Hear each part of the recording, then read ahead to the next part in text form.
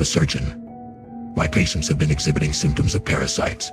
As an orthopedic surgeon, I was no stranger to the uncanny and bizarre. But nothing prepared me for the outbreak that swept through our hospital, turning an ordinary day into a nightmare. It was a simple knee replacement surgery. The patient was an elderly man complaining of constant pain in his joints. He was cheerful and optimistic about the procedure, hoping it would help him get back to his daily walks.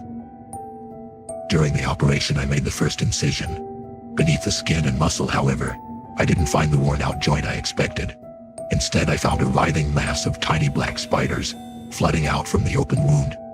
The sight of it sent shivers down my spine, turning my stomach. Panic erupted in the operating room. My surgical assistant fainted while the anesthetist stumbled back in shock, knocking over trays of surgical tools. Time of death, 11:17 a.m., I declared, voice shaking. Call in the bio team immediately. The hazmat team arrived shortly, shrouded in their ominous yellow suits. They sealed off the room, dousing it with chemicals to contain the strange infestation. Twice in 1 week, Doc. One of them, a stocky man named Max, handed me a white biosuit like his. I wish it were under better circumstances, Max, I replied, pulling on the suit. Any idea where these spiders are coming from? His shrug was barely visible under his suit. Higher-ups aren't saying much. As we conversed, a shriek echoed from the hallway. I turned to see my surgical nurse, her hazmat suit teeming with spiders.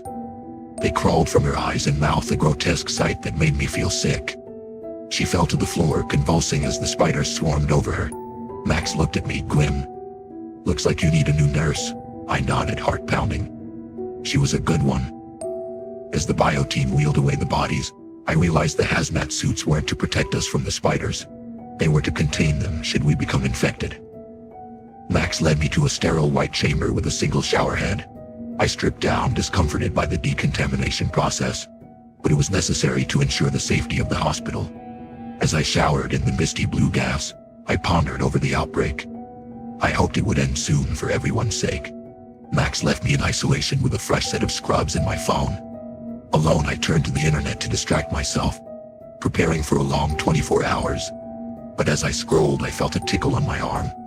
A single black spider crawled across my skin. My heart dropped. The contagion had reached me too.